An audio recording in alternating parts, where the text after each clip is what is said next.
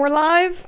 Sweet. All right, this is another episode of Mary Truth Talks. Thank you guys so much for joining. Those who have subscribed, thank you so much. And we're almost there to 200 subscribers. So if you haven't subscribed, subscribe. Help me get to 200 subscribers before the end of the year, which I think is doable. It's like what? How many days till the end of the year? Just like what? 10 more, 9 more. We're almost there.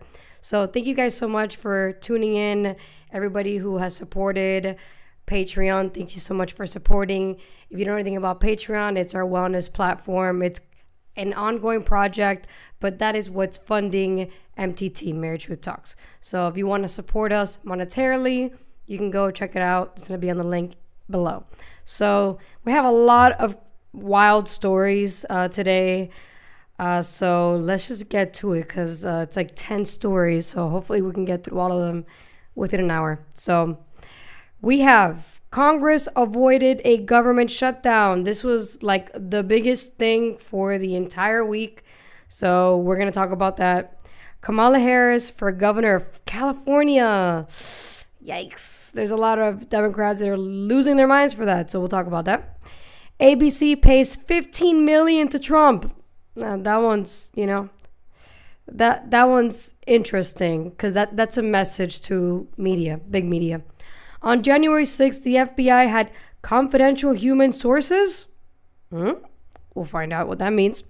President Biden is mentally dead. That one, I think that's probably the biggest story of this week. Well, actually, it was actually 3 weeks ago when it came out, but it blew up this week. So we'll talk about it. Haktua scam. That one's interesting.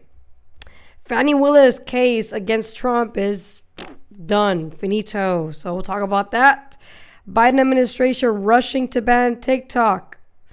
Shocker. California declares state of emergency over bird flu case. Of course, another pandemic. Allegedly. We don't really know. But California's already acting, so. And progressives and conservatives against the establishment.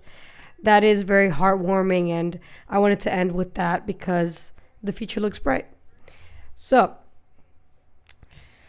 all right, let's get to the first one, Congress avoided government shutdown. There's a couple of links here, so we'll get to the first video, and then we'll talk about it, and then we'll get to the article. Let's check it out. Well, it was a week of chaos on Capitol Hill, finally coming to a close as President Biden signed a short-term government spending bill that avoids a shutdown. It followed days of upheaval and squabbling among lawmakers, even within their own parties. The final funding plan totals just 118 pages. It is a far cry from the more than 1,500-page spending bill that lawmakers rejected earlier in the week. Still tonight, many questions remain, including over how much influence billionaire Elon Musk will have in government. Yeah, just because there's more links. My goodness, I choked on my drink. There's more links, so I just wanted a clip of that way you guys have an idea of what we're talking about. So the Associated Press wrote recently, this actually was updated. This started in December 21, 2024. All right, so Biden signs bill that averts a government. Oh my God, my voice is like, give me a second because I can't. Water.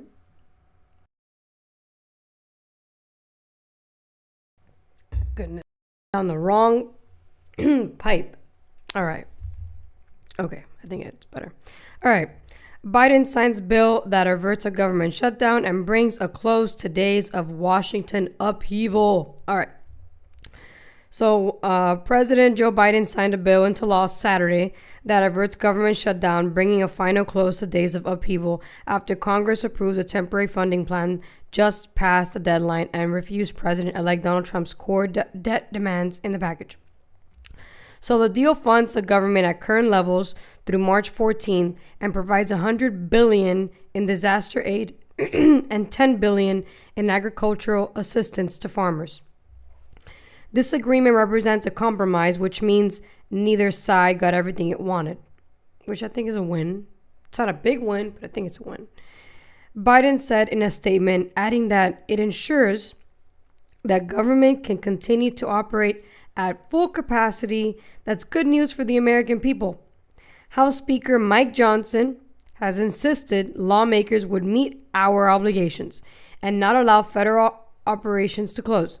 But the outcome at the end of a tumultuous week was uncertain after Trump had insisted the deal include an increase in the government's borrowing limit. If not, he had said, then let the closures start now. That actually was said in one of the press conferences he had. So, all right, and this goes into like detail of like what the bill had and what was that going on. And all right, so just for you to get the gist of this. So they had a humongous, what they call an omnibus bill, which they do every year. It's the same thing every year.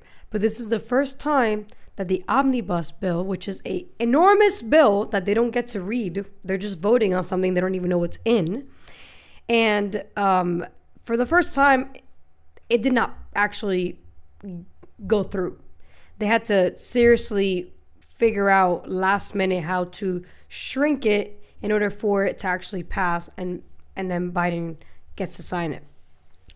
So this is actually, that's why I said it's not a big win, but it's a small win because it's never happened before. The omnibus bill always goes through, always gets processed, and for the first time it was rejected. So that's good news. It means we're going down the right path. We're realizing that we're spending too much, and now for once our representatives are like, yeah, we are spending too much. We're not gonna continue on this really bad habit that we do every year. We're gonna switch it up. So that's good news. The next one is a YouTube video. That's a short. This is a Democrat, huge hardcore leftist Democrat, pretty much calling Elon Musk the president, which is what they're doing now to try to rattle Elon Musk and Donald Trump because they don't like that they are working together. They think that that's not appropriate and that a big entrepreneur / one of the wealthiest, most powerful men on earth shouldn't be buddy with the president of the United States, or soon to be president of the United States. My God, my voice. That orange juice messed me up. I personally don't see what's wrong with it, in the sense of if Elon Musk is putting into the light that the pattern that we've been doing is not good for the country, and that's not just him, it's also Vivek, then I don't see what the problem is. It's not like he's doing something in solely his interest. It's in all our interest to not spend too much money. So the fact that they're making this a big deal and they're saying, oh, well, he shouldn't even be involved in this, and they're disregarding why he's involved because you're spending too much money. So now he feels like he has to get involved because at the end of the day, even though it doesn't affect him, he cares, which is great because it gives us a different perspective of, the rich and powerful. So let's watch that short. This lady looks like, I don't even know. This should seriously be like a requirement on how you're supposed to dress and look in Congress, because this is weird. This is weird. All right, let's watch this. And you know what? They got scared because President Musk told them, President Musk said, don't do it. Don't do it. Shut the government down. Imagine. What does he know about what people go through is when the government shuts down? Are his employees furloughed? Hell no. Is he furloughed? No. And when you shut the government down, people don't get paid. And maybe if none of us got paid if the government shut down, some people on the other side of the aisle would feel differently about where we're going in this effort. We had an agreement. But you know, this is not different from what we've experienced over the last year and a half or so. Think about it. Biden, McCarthy, deal, come together. Next day, walk away. Johnson, Schumer, deal. Next day, walk away. And now this deal, walk away from it. All right. Let's watch the last YouTube clip because it gives you a perspective of what they were trying to pass and what's always been passed every year, which is the omnibus bill. It even sounds creepy. And then what actually did pass. So you can see that this is a win, not a big win, but it's a win.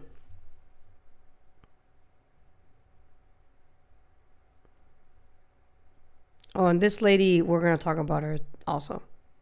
Nancy Mace. Okay, so we printed off the CR that dropped last night and the last CR that Congress did. And wouldn't you know, the CR that was done in September went from September 26th to December 20th, 85 days for this CR. It's 21 pages. Now we have the next CR that we're going to be voting on in the next day or two. It is 1,547 pages. And wouldn't you know, it lasts for a shorter period of time, 84 days instead of 85 days. I'm not a... Yeah.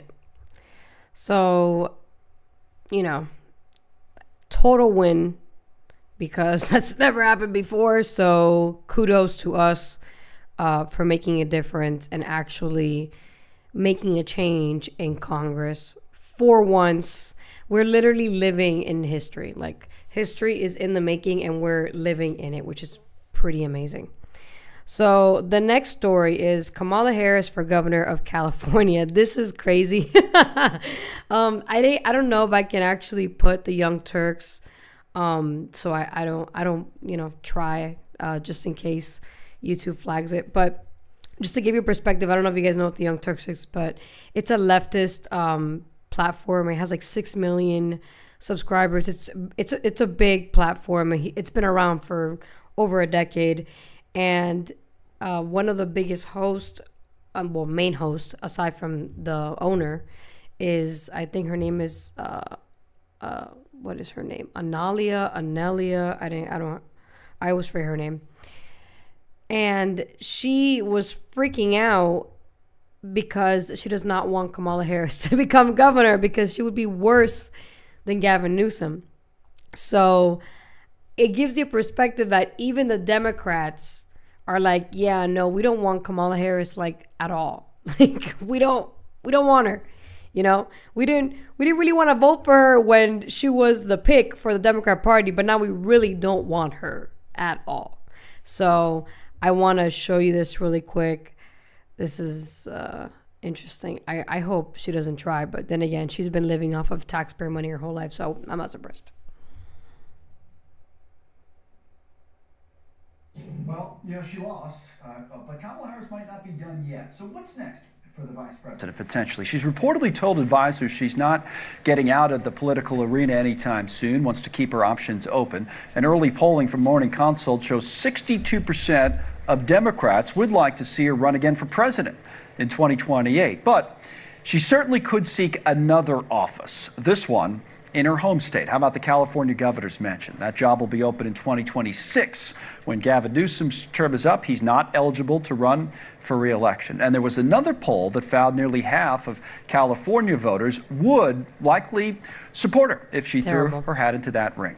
Harris is expected to be discussing these options with family and friends here over the holidays. One place we will see her in another role is on January 6th. That's when she will certify the election results as the president of the United States Senate. Constitutional role all vice presidents play. Then what happens after that. Well, Harris held a call with top donors this week that's getting some attention now, facing questions about how her presidential campaign managed to plow through $1 billion and still came up short.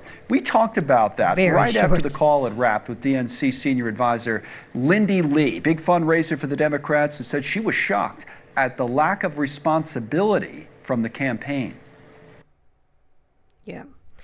So Lindy Lee is the financial advisor for the DNC. I spoke about her, I believe, with Brandon a couple Sundays ago, and how she's in shock, and she literally says she doesn't want to be a part of the party anymore. And she's literally running away from the party. And she is a Democrat, loyal Democrat, voted for Obama, you know, but she's a moderate Democrat. Like, she's considered a conservative Democrat, and that is not acceptable anymore in the Democrat Party. You cannot be a conservative. Like, the word conservative cannot be the front of Democrat, which is ridiculous because you still believe in the same views. It's just she's more conservative about certain things. Money is one of them. That's why she's making a big deal about where is the money? How did you spend so much money? And they're just silent about it. And that within itself should worry people who vote for the Democrat Party, people who actually help them fundraise, people who donate every single 4 years or every 2 years to Democrats who are running for re-election in Congress, or every 6 years to Democrats running for re-election in the Senate. It kind of gives a different perspective of the Democrat Party, because the candidate for presidency literally blew I think it was $2 billion, and then it's negative 20 million, and they can't actually say why that even happened. So as somebody who donates, better said, not sponsor, I would not trust them anymore. I would not want to put my money in there anymore because it's a liability. So, and she's making that apparent. So I personally think she needs to get some protection, because, you know, when you start saying stuff like that to the Democrat Party, they react negatively and violently, in my opinion. All right. So, Jose, thank you so much for joining. I appreciate you for tuning in. I really appreciate how you participate every single time. I love that. And I hope you can join us soon. So I appreciate you for showing up. And, you know, put your comments in, whatever you think about this. This is wild. You said she was tripping. Yeah, she is tripping, trying to run for governor. But at the same time, the people are tripping for wanting her to run for governor. Like, those are the people that are really tripping. Like, what is wrong with you? Did you not see how she, like, really, like, got destroyed? But I don't know. People are just blind, I guess. I don't know. I don't know what's going on with people. What happened?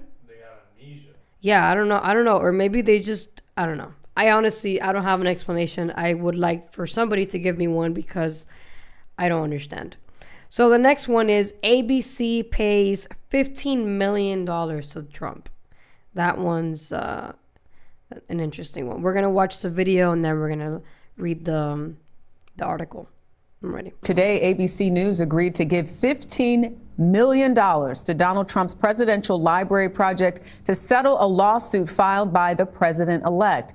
Trump had sued the network and George Stephanopoulos for defamation after the anchor incorrectly stated on air that Trump had been found liable for rape. ABC has also agreed to post online a note of regret. All right, so let's do this. Let's read this. All right. So ABC News has agreed to pay $15 million toward Donald Trump's presidential library to settle a defamation lawsuit over anchor George Stephanopoulos. Tremendo apellido. Stephanopoulos. Jesus Christ. He must have gotten bullied as a kid. I know I would have. I would have been one of the bullies. Inaccurate on-air assertion that the president-elect had been found civilly liable for raping writer E. Jean Carroll.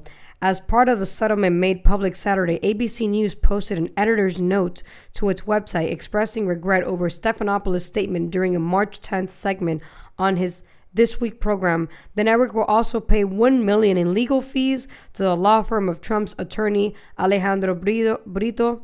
The settlement agreement describes ABC's presidential library payment as a charitable contribution. You know what that means? tax write-off, with the money earmarked for a nonprofit organization that is being established in connection with the yet-to-be-built library. We are pleased that the parties have reached an agreement to dismiss the lawsuit on the terms in the court filing. And then it says here, the Trump spokesperson declined comment. The settlement agreement was signed Friday, the same day a Florida federal judge ordered Trump and Stephanopoulos to sit for separate depositions in the case next week. The settlement means that sworn testimony is no longer required. All right, let's see what the numbers are looking like. So ABC's News must transfer the $15 million for Trump's library to an escrow account that's being managed by Brito's law firm within 10 days, according to the agreement. The network must also pay Brito's legal fees within 10 days. While sizable ABC contribution to Trump's presidential library would likely cover just a fraction of the cost, former President Barack Obama's library in Chicago, for example, was estimated to cost $830 million. Why does the library need to cost so much money? Like, what are you making the walls and the floor out of? Like, gold? Why is it so expensive? Anyway, that's all taxpayer money, by the way. Just saying. Don't think we should be spending that much money on a library, but hey, that's just me. Carol, former advice columnist, went public in 2019 memoir with her allegations that Trump raped her in the mid-1990s. Like, which is the part that I don't understand. How do you... This happened in the 90s, and now, over 20... Like, how long has it been? Since the 1990s to 2024. Like, how many years is that? And now is when you're deciding to say, yeah, he raped me. 34 years. Like, what? Look at that. That's 2 decades. Over 2 decades. 3 decades. Well, yeah, I know, but oh yeah. 34 years. Yeah, you're right. 3 decades. And now she's deciding to say this. I don't know. That's why it didn't go anywhere, because you should have said something then if that's what happened. You shouldn't have waited all this time. Now it just seems like you're trying to milk him for some money. That's what it looks like, you know. And then the women that actually are victims to sexual assault or rape, it's harder for them to come out because now other women are taking advantage of that, and they're not. I'm a woman, and I don't believe that she was actually assaulted. So because I don't believe it, it kind of discourages those who actually did go through that terrible experience to come out, because of people like this lady who's just taking advantage of the situation, which is messed up, because there are actual victims out there who are scared of coming out, and this lady is just, I believe, falsifying a story for a quick buck. That's my perspective. You can, if you think otherwise, let me know. So let me see here. The judge said the verdict did not. Okay, so this is the reason why they actually had to do a settlement, is because in New York City, there's a difference between rape and something else. I read it here. Here we go. The definition of rape in the state code was far narrower than how rape is defined in common modern parlance in some dictionaries, in some federal and state criminal statutes, and elsewhere. Under New York law, rape finding requires vaginal penetration by a penis, forcible penetration without consent of the vagina, or other bodily orifices by fingers or anything else is labeled sexual abuse. And then it said, the judge said the verdict did not mean that Carol failed to prove that Mr. Trump raped her, as many people commonly understand the word rape. Indeed, the jury found that Mr. Trump, in fact, did exactly that. So, I don't honestly... Then it says here, testifying in April 2023, Carol told jurors, "I'm here because Donald Trump raped me, and when I wrote about it, he said it didn't happen. He lied and shattered my reputation, and I'm here to try to get my life back." After she agreed to help Trump shop for a gift for a woman, Carol testified that he pushed her against a dressing room wall, stamped his mouth onto hers, yanked down her tights, and shoved his hand, then his penis, inside her while she struggled against him. And this happened 3 decades ago. So, I don't know, man. I don't know. But it didn't go anywhere. So, she didn't have enough proof. And how can you? It's been 3 decades. It's tough. So the next one is this one's rich. So January 6th, the FBI had confidential human sources, And I am a strong believer that those who went to the Capitol and didn't commit any crime and just walked in and walked out should have never gotten arrested. I don't know how, I think it was over 100 people. I don't know. I think it's 300. If you can go and really check really quick how many people got arrested for January 6th, but it's a good chunk of people that got arrested. They've been in prison already for 4 years or 3.5 years. I think we need to free them. I think they got the point, you know. I don't think they should be in there for longer than that. Because at the end of the day, they were fighting for something they believed, which was they didn't believe that Biden was supposed to be president. They believed that the elections at that time were extremely fraudulent, because we're not saying our elections are perfect, but in that time, if you look at there's a graph from Obama, Trump, Obama, Trump, Biden, Jesus. And you see that when it was Biden, the amount of votes was crazy. And it's just, people say, oh, it's because of mail-in ballots, but I don't know. I don't buy it. Because the guy didn't actually campaign. So where was the need for so many people to come out for this guy? And on top of that, I also don't understand why people even voted for him, because you can tell from just looking at him that he was a mentally ill elderly who was not fit for office, and yet people voted for him anyway in spite for Trump not to win, which to me makes me question your judgment, because you shouldn't vote out of emotion, nor should you vote for somebody who you can clearly tell is in mental decline, and you're rather somebody that's mentally declining versus somebody who isn't, just because you don't like that person's tweets or character or their past or whatever. But this guy is mentally declining, which means he's not going to be actually running the government. Nobody thought about that when they voted for Biden, apparently. I did, and I didn't vote, period, at that time. And I don't regret it at all. I mean, well, in a way I do, because I should have participated and voted for Trump. But whatever, I wasn't in the mind to do it, so I didn't do it. I was also in Colorado. But I knew Biden was not going to be the right fit. I thought Trump was actually going to win, and he didn't. And now look, January 6th. Let's see what happened with this new update. By the way, before you put the video, 562 people were sentenced to periods of incarceration because of January 6th. 562 people? Yeah. Holy cow. All right, so I thought it was a little less. That was like 300 something. 562 people were Actually went to prison. Yeah. We need to. 1,186 were charged with entering or remaining in a restricted federal building. Yeah, so we need to get those people out. They served their time. I know that's a controversial take, but that's my take. You guys can tell me what you think. Fox News alert, the Justice Department just released the bombshell report that we've been waiting for. What actually happened on January 6th? The FBI had 26 confidential human sources there that day. 26. A confidential human source is a guy the FBI pays to spy for them. Of the 26 confidential human sources who were in D.C. on Jan 6th, 4 entered the Capitol during the riot. An additional 13 entered the restricted area around the Capitol. So more than a dozen FBI spies participated in the so-called insurrection. A bunch of them broke into the Capitol. Their own inspector general says this is what happened. But that's not what they told you when they testified under oath. Those who were there in an undercover capacity on January 6th, how many were there? Again, I'm not sure that I can give you that number as I sit here. I'm not sure there were undercover agents on scene. I thought I heard you say you didn't know whether there were FBI agents or informants or human sources in the Capitol or in the vicinity on January 6th. Did I misunderstand you? I thought that's what you said. Well, I referred very specifically to undercover agents. Yeah.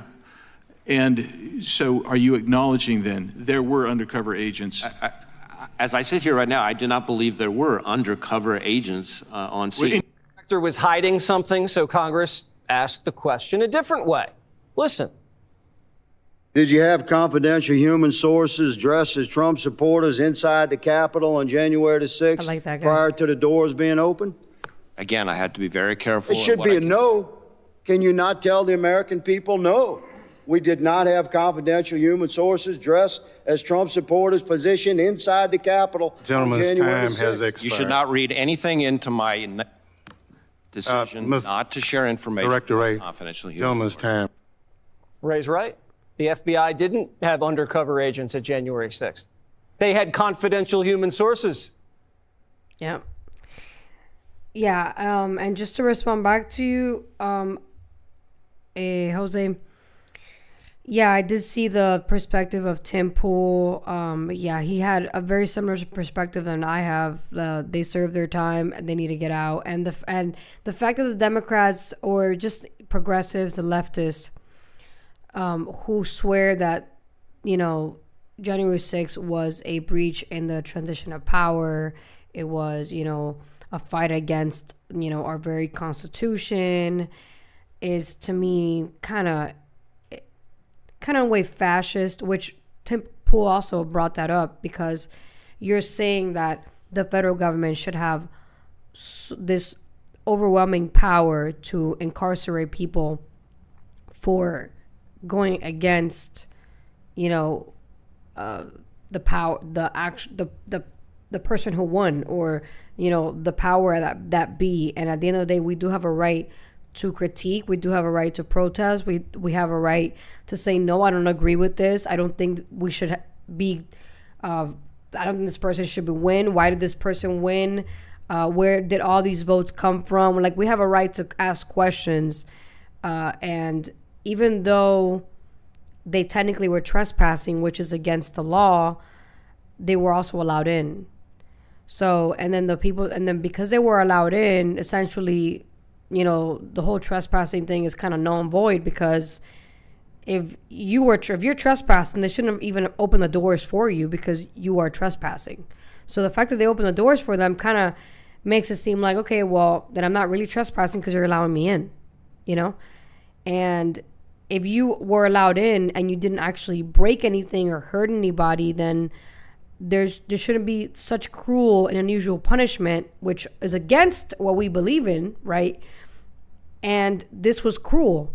You put a lot of people in prison. You ruined their lives for years. You took time away from them. They're never going to get back, because you think the government should have this power that, no, what they did was wrong, even though they didn't actually hurt anybody. But what they did was wrong because we say so, because we're the government and we're going to pretty much ruin their lives for 4 years. And to me, there's a form of fascism in there. And it's super ironic, because the very people that are okay with the government saying, yeah, keep them in here as long as possible, are the very people that are saying that Trump is a fascist. So I think it's just super ironic. Let's move on to the next thing, which is Donald Trump pretty much saying that he's going to pardon the rioters, which I think should happen.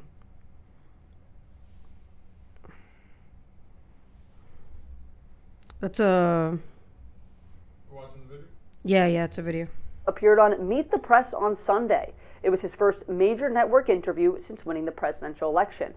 Meet the Press moderator Kristen Welker pressed Trump on a wide-ranging list of topics, including his plan for immigration crackdowns, retribution, and what we can expect from his presidency on day one. You promised to end birthright citizenship on day one. Is that still your plan? Yeah, absolutely. Can you guarantee American families won't pay more? I can't guarantee anything. I can't guarantee tomorrow. Promise to pardon those who attacked the Capitol on January 6th. Are you still vowing to follow through with that promise? We're looking at it right now, most likely, yeah. Trump also expressed support for several of his controversial nominees, as Defense Secretary Pete Hegseth and Director of National Intelligence nominee Tulsi Gabbard descend on Capitol Hill this week.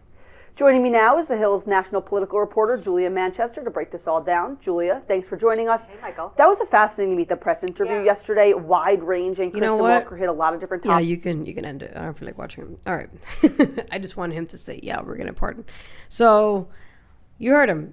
On day one, hopefully that's what he does. He pardons everybody that's in there except those who actually hurt others and broke property. If you hurt others and broke property, well, you know what? Even those, honestly, because like, how long is a sentence when you break property, you know?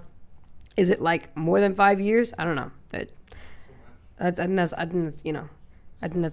that's a stretch. Yeah, a year is good. So I think they served their time, even those who broke property. Right. So President Biden is mentally dead. I think this story is the biggest story right now. And the reason why I'm saying that is because, so I don't know if you guys know who this guy is. His name is James O'Keefe. He's a writer, author, and journalist. A real journalist. Like undercover, what a journalist is supposed to be. He's the real deal. And he has an organization where he hires people that also do undercover journalism. And he was able to get a date with somebody in the Biden administration through Grindr, because apparently there's a lot of gay guys in the administration. And this guy said a lot of things about the president that literally confirm my belief of why he should have never been president to begin with, because he is mentally declining. And I've been knowing about this for 4 years now. And it's taken 4 years for this to come out. But hey, it came out, and now the media's going to have to figure out how they're going to justify the fact that they lied to us straight to our face for 4 years straight. Check this out. So it's the actual video. Yeah. See if you can zoom in there. Oh my God, this is so good.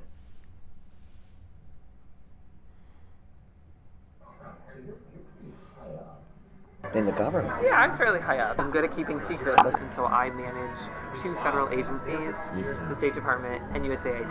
So when you say it's like security, like you're protecting the networks of the federal agencies that you give all your information to. The mission is to protect information. And we are like the president's voice when we go into meetings in terms of discussing and promoting the president's priorities. Is he going to be the nominee? Yes. And she will be the vice president nominee. Yeah, I don't.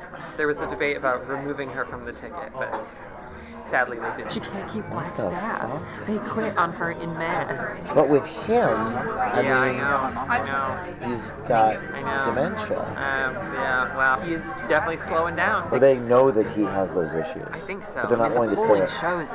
And they're not willing to say it publicly. And same thing with Kamala Harris. Is she's not popular, but you can't remove the first black lady to be vice president from the goddamn presidential ticket.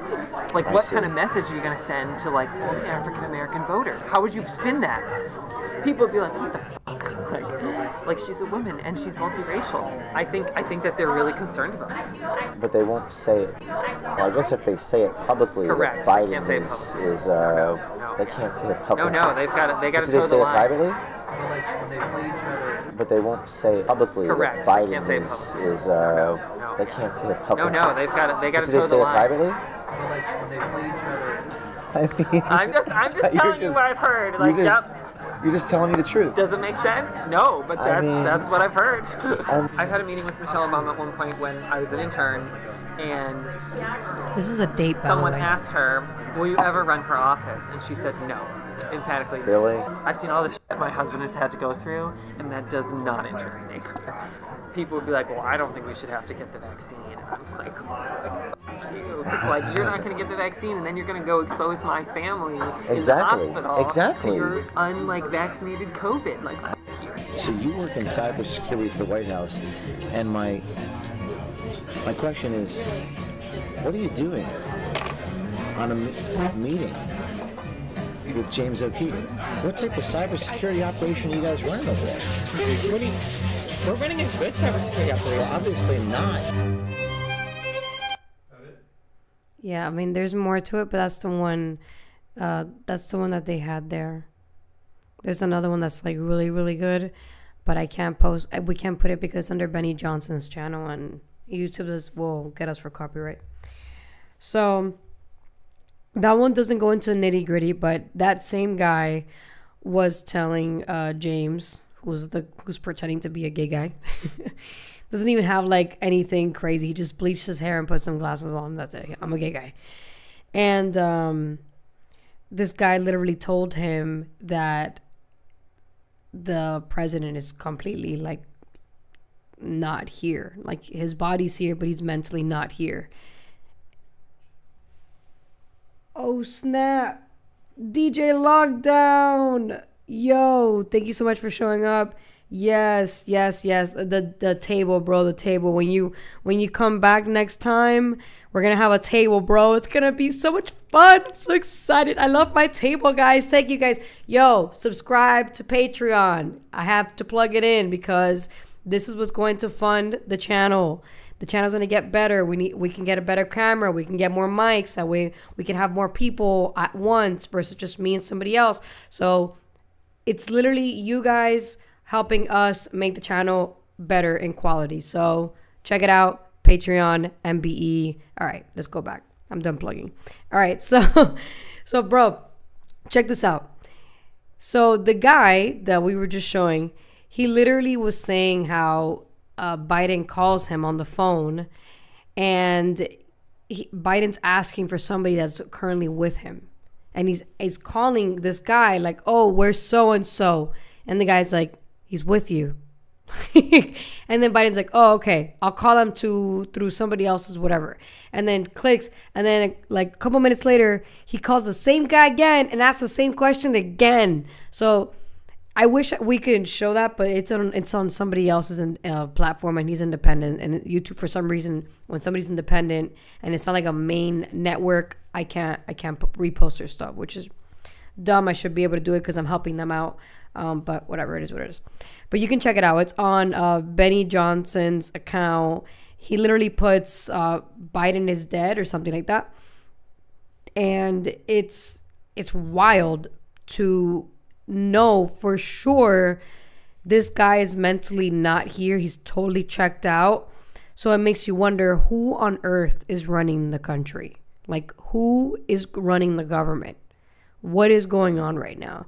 Like, this is the first time where we have somebody that's not coherent at all in power, and that's scary. You know, people say, you know, oh, politics doesn't matter, but it really does, because it's our leaders. Like, they literally affect our lives. And we have leaders that don't know what is going on around them, or don't know the sky is blue for that matter. We have a serious issue. So I thought, you know, that's probably one of the biggest stories right now is that story. And that guy should have been fired because he shouldn't even be spilling the tea to anybody. He's literally in the administration. But hey, I'm glad he did because he confirmed what I already knew 4 years ago. So let's talk about Hatua. How do you say that? Hatua. So Hatua scam. This is wild.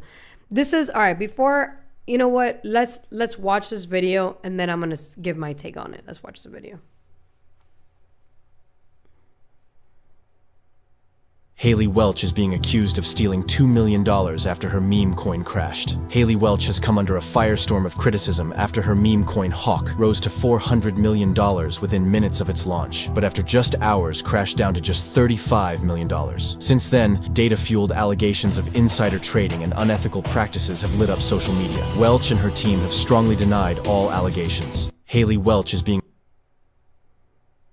Is that it? Yeah. Okay. All right. So, the article? All right, cool. So, from viral star to crypto scapegoat, is Haley Welch dead, going to a prison, or lying low? Yeah, pretty wild. That was a good, yeah, right? Good for them. International Business Times. I see you with the marketing. All right, so from viral fame to crypto infamy. Haley Welch's journey to fame began with a 9-second TikTok video that catapulted her into the limelight. Literally, catapulted is the perfect word to use. Her Southern charm, comedic time, and Hawk Tuah catchphrase earned her millions of fans. What? Spit on that thing. Welch capitalized on her newfound celebrity with merchandise sales, a successful podcast, Talk Tuah, and guest appearances alongside big names like Mark Cuban and Wiz Khalifa. Losers. Complete losers. But her latest venture, a cryptocurrency project called Hawk, has sent her soaring into controversy. Pitched as a community token for her fans, Hawk debuted with promises to redefine the crypto space. So Welch assured followers it wasn't just a cash grab, but those assurances quickly crumbled as the coin's value plummeted by 95%. Wow. Shortly after its launch. That was totally a rug pull. Totally a rug pull. What went wrong with Hawk? The launch of Hawk, backed by Welch's team and the Overhear platform, initially seemed like a triumph. The token peaked with an impressive market cap of 392 million. Holy cow, that's euros. 392 million euros and $500 million. However, within hours, its value, I don't know how to say that word, nosivized, I don't know how to say that word, to just 40. Oh, wow. Wow. This is how you know I don't have my glasses on. That was great. This is going to be a clip within itself. That was great. Nosedived. I don't know. Why did I think of something else? All right. Nose. Oh, man. That was good. That was good. All right. Nosedived. That broke the icing. If the ice wasn't broken, that definitely did it. All right. Oh shit. Nosedive to just 48 million euros and $60 million. Bro, you know what that is? From $500 million to 60 million. Okay? Think about that. Think about that. Like, that's crazy. Investors lost millions, and many accused Welch and her team of orchestrating a pump and dump scheme. Yeah, 100%. Blockchain analysts revealed troubling details. Nearly 90% of Hawk's tokens were allegedly controlled by insiders, who reportedly sold off their holdings at the peak, causing the crash. Critiques likened the incident to a rug pull. That's what you said. A scam where insiders inflate the value of a coin before cashing out. Welch was denied any wrongdoing, claiming snipers, I don't know what that means. Oh, that means automated robots, bots, manipulated the market. However, community notes on her post suggested that members of her team sold large quantities of coins, directly contradicting her statements. Not a good look, Hawk Tuah. Not a good look. So this is what I have to say about this. This is a very great example of how if you actually want to reach fame or success or whatever your goal is, you actually have to climb the ladder to get there. You cannot just, boost yourself over there, because as fast as you go up artificially, you're going to come down organically because you didn't go up naturally. So I had a feeling that she wasn't going to last long, because she literally did nothing to gain the fame that she did. It was all by accident. She was drunk. She said something that was something a drunk person would say, and that just went viral. The most randomest things go viral. She capitalized on that, which I don't blame her for it. But at the end of the day, you didn't actually know, you didn't earn that fame. It was a random hit, and random hits don't last. As quick as you got them, you lost them, and I think that's what this is all about. It's going to be really hard for her to come back from this. I don't think she will. We'll see if she can revamp herself. But this is tough because now people see her as a scammer. And 95% loss is, I don't know how you can come back from that. I personally think she's done for 100%. You guys tell me what you think in the comments, because this is wild. I bet Biden voted Trump for sure. I like that fella. He's nice. I'm gonna vote for him. I mean, to be honest, if you invest, yeah, like whoever, I mean, honestly, whoever invested in her, you're like not the smartest, honestly, because why would you invest in her? Where's the value that she was giving for you to invest in her? Honestly, like sometimes I wonder where people's heads are at, but then again, people voted for Biden and Kamala. So at the same time, I'm not surprised, and I'm not shaming you for voting for Biden or Kamala. I understand why you did it. However, doesn't mean it was a good decision to make. That's just my opinion. All right. So speaking of good and bad decisions, Fani Willis made a really bad decision by not giving up on the Donald Trump case in Georgia, which had to do with, I think it was him trying to do election fraud or trying to gain more votes or whatever, because he didn't believe that Biden got all the votes that he did. He said that he won Georgia, and he was saying that, where are all the votes that were supposed to be mine? We need to find those votes. And that's what they ended up using to indict him in Georgia, and that's why he ended up getting a mugshot. The famous mugshot was in Georgia.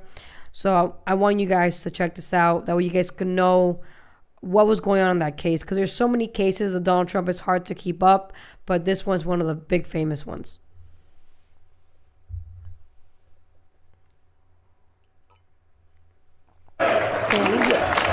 Tonight, the massive legal win for President-elect Trump in his Georgia election interference case. A Georgia appeals court kicking District Attorney Fani Willis off the case over the appearance of a conflict of interest due to her relationship with the special prosecutor in the investigation. I'm not on trial, no matter how hard you try to put me on trial. The ruling, the latest twist in a winding tale of money, romance, and allegations of election interference. Willis forced to acknowledge a relationship she had with the special prosecutor she appointed to the case, Nathan Wade, and facing allegations she benefited from the relationship by accompanying him on lavish trips funded by payments from her office. Taxpayer money. Willis taking the stand herself in an explosive disqualification hearing. I don't need anything from a man. A man is not a plan. A man is a companion. And so there was tension always in our relationship. Insisting the two split costs and that she repaid him for many expenses, but always in cash. You never wrote him a check? Ma'am, I don't have checks. You don't have a single solitary deposit slip to corroborate or support any of your allegations that you were paid by Mrs. Willis in cash, do you? No, sir. Not a single solitary one. Not a one. Willis's testimony about her relationship with Wade, at times unusual. Mr. Wade is used to women that, as he told me one time, the only thing a woman can do for him is make him a sandwich. Willis's testimony about her relationship with Wade recalled birthday celebrations and trips they shared. I spent $900 on each of our tickets to go to Belize. They would pair champagne, chocolate, and caviar. I did 50 big, very big. But other combative moments earning her this rebuke from the judge. It's going to be my first time out to caution. We have to listen to the questions as asked. And if this happens again and again, I'm going to have no choice but to strike your testimony. Judge Scott McAfee ultimately decided to allow Willis to stay on the case, despite what he called a tremendous lapse in judgment, saying that although there was an appearance of a conflict, the defense did not fully prove there was one. But tonight, a Georgia Court of Appeals ruling Willis should be wholly disqualified from the case, saying the appearance of a conflict is enough. The ruling throwing into turmoil what some experts once considered the most legally perilous of Trump's 4 criminal cases, a sprawling indictment on racketeering charges over Trump's alleged attempts to overturn the 2020 election in Georgia. We look at the facts, we look at the law, and we bring charges. Willis's office accused Trump of pressuring officials to reverse President Biden's win in the Peach State, pointing to this now infamous call with Georgia Secretary of State Brad Raffensperger. I just want to find 11,780 votes, which is one more than we have, because we won the state. The indictment leading to a stunning moment in American history, the first mugshot of a former president. Trump joined by 18 co-defendants, a constellation of election attorneys and former administration officials, who Willis said conspired to pull off the election heist. She's been exposed. I can't imagine they can continue on with that case. Willis's office plans to appeal this new decision to the Georgia Supreme Court. But if Willis remains off the case, a prosecutor from a different county may pick up the prosecution. That process could be lengthy to revive a case now on life support. All right. So, because they took her off the case and they're going to put another person on, another lawyer on the case, that lawyer is not going to go through the whole process. They're just going to end up just removing the case altogether and throwing it out. And that's it. That's literally how this is going to end up. So, to all my leftist friends who swore this guy was guilty and he should go to prison, well, the majority of the country disagrees with you. So, if anything, by you creating that mugshot, I think that made him more famous, more wanted, and more people voted for him because he's the first president who's ever had a mugshot. And he was a badass mugshot on top of that. So it was, you guys thought that was going to be a win for you, and it ended up being a massive loss. So we're going to move on to Biden administration rushing to ban TikTok. So before I talk about this, I want to talk to you guys about TikTok and my feelings about TikTok. So I didn't like TikTok at all until literally like maybe a month ago, that I just decided, you know what, I'm gonna use TikTok because it is another platform. I'm sort of kind of being a little shadow banned on Instagram, as I've been for a long time now. It's in and out, so I need another platform to get my message out there. So I'm using TikTok. I've only been on TikTok for a month and I've already gotten like 2 warnings and 2 strikes. TikTok is very strict with their policies and their guidelines. They are so strict that their strikes to be removed takes 90 days. So I'm literally walking on eggshells as I continue to use TikTok and pray to God that none of my stuff gets flagged anymore. And I'm using ChatGPT to help me out. And it's been working very well. So shout out to ChatGPT. But I don't like the fact that TikTok is very sensitive to content. I don't like how heavy they are on content moderation. I don't like that they have an anti-bully feature. There are a lot of things about TikTok I don't like.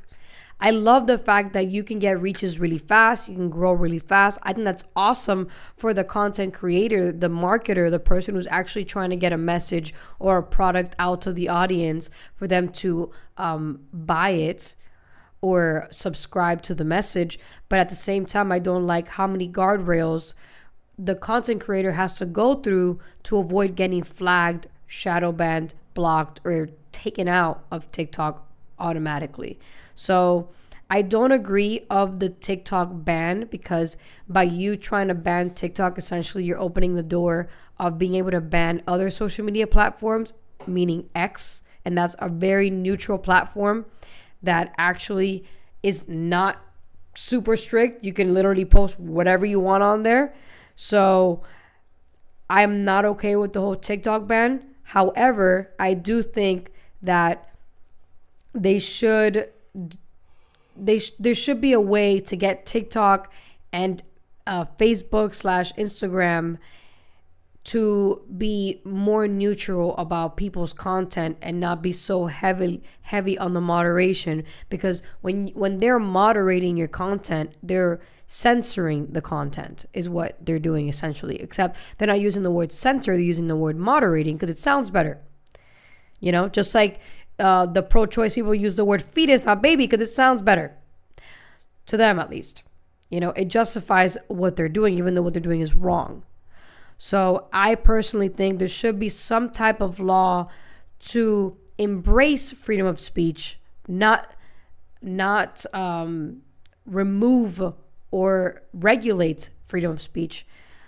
So what they're trying to do with TikTok is they're trying to force the owners of TikTok to sell it to another company. I don't think that's right. And again, I do think that's a little fascist because, again, the federal government is saying we know better than you, citizens and private business owners.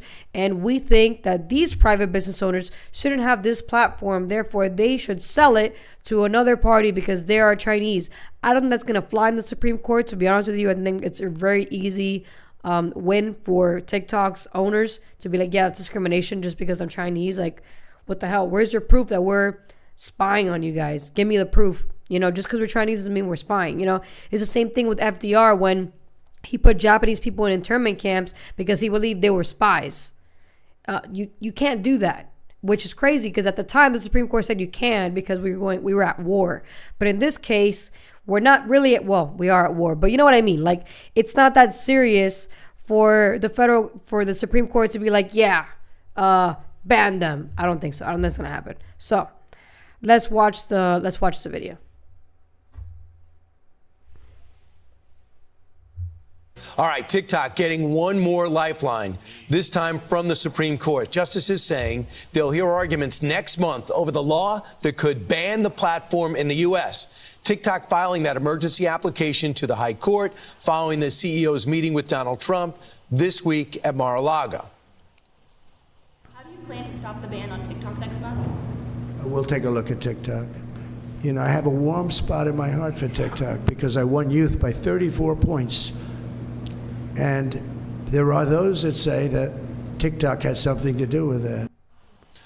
Here to react, incoming counselor to the president, Alina Habba. Alina, great to see you. Congratulations on the job. She looks amazing. I know you're moving to Washington. Thank you. So this is interesting because it's the Biden administration who's going to go to bat to make sure TikTok is banned, right? Even though, because this is their argument, this was passed under their reign. Your thoughts about that? First of all, this is the scheme that I've seen, and I'll get to TikTok in a minute, but they're fast-tracking this. We've seen that happen. They're giving the 19th of January as the deadline that they want it out. And I'm not saying there aren't issues there, but we have to look at the value, too. So the Biden administration rushing this, just like they're rushing bills and shoving people down our throats in the 11th hour, that's not surprising to me. That's pretty much on par with what they do. So, yep. Yeah, so Trump already said it. He said it. I'm not going to allow it to happen because TikTok helped me win the election. And it's true. TikTok is a huge tool to get another audience, a younger audience. And I've seen it firsthand, and I'm nobody. So I can only imagine a figure like Donald Trump. So I don't think it's going to pass. People swear it is, which makes me think, why on earth would you want them to ban it? Do you not see the bigger picture? Are you not for the Constitution and the First Amendment? If you are, then you shouldn't want them to ban it. We're moving on. California declares state of emergency over bird flu case. So, I don't know. We'll see. Let's watch this. California declaring a state of emergency due to bird flu this week as the first severe case in a human has been confirmed in Louisiana, raising questions about the increased dangers of the illness. Here to discuss what this and other big health headlines mean for you, public health specialist and primary care physician, Dr. Seju Matthew. Doc, always great to see you. Good morning. Good morning, Hannah. We know the CDC has confirmed the first human case of severe bird flu, with the agency noting the virus found in the patient is different from the one that we hear spreading across livestock. Doc, can you explain to me the difference and what risks it poses to us humans?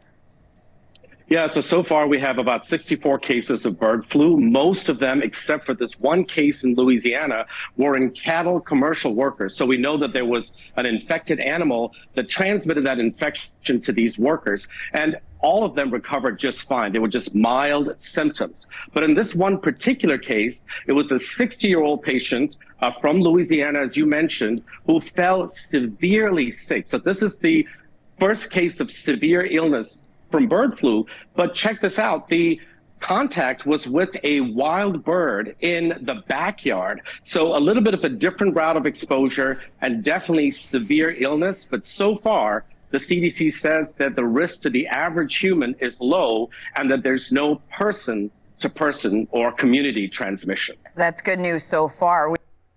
So then why is California declaring state of emergency if it's not that serious? Like, any reason for this guy to have full totalitarian control over his state, he takes it. This Gavin Newsom guy, they need to remove him from power.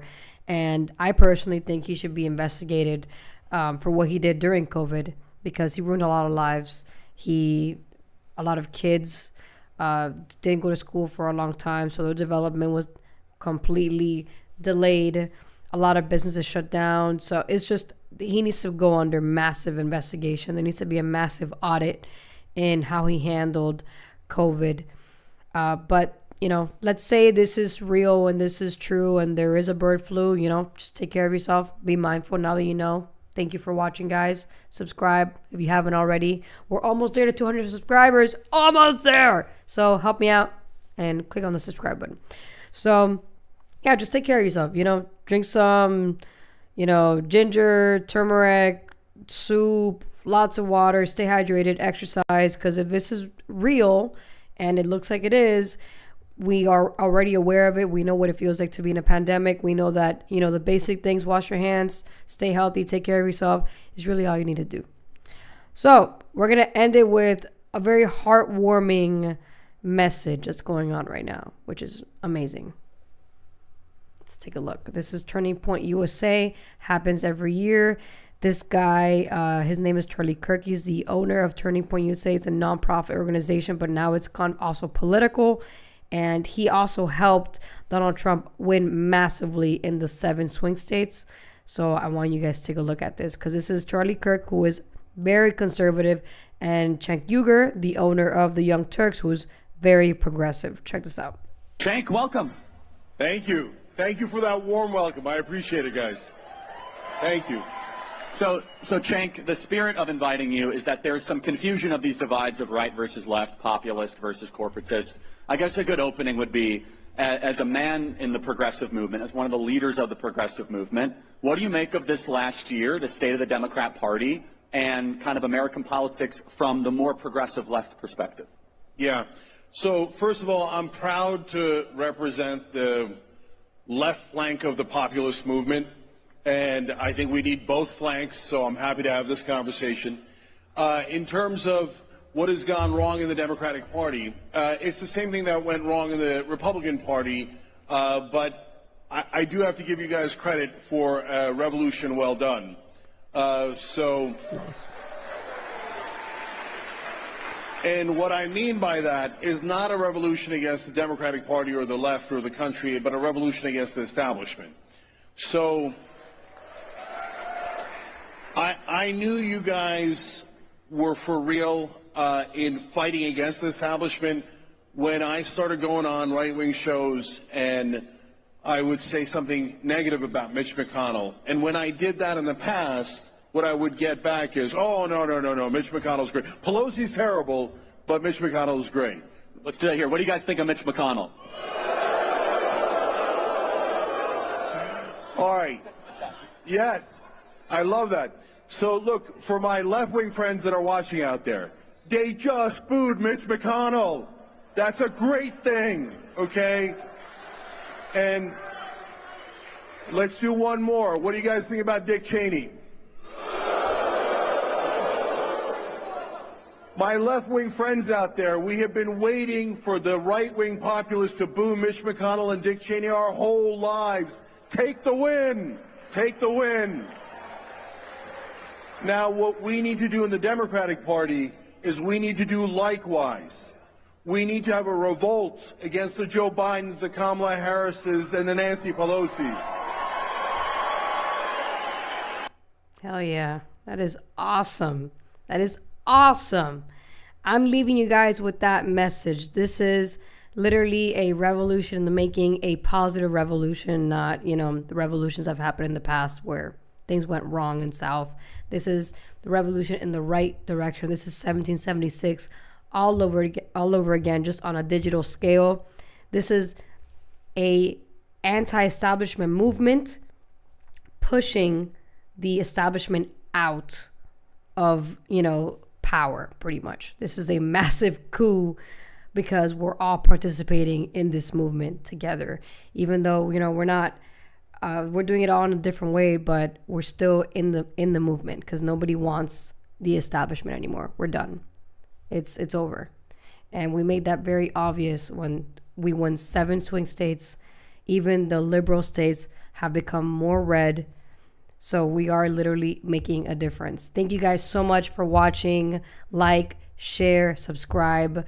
You guys joining in, tuning in, sharing it is going to help me and help the algorithm get my stuff out there. That way we can continue growing together.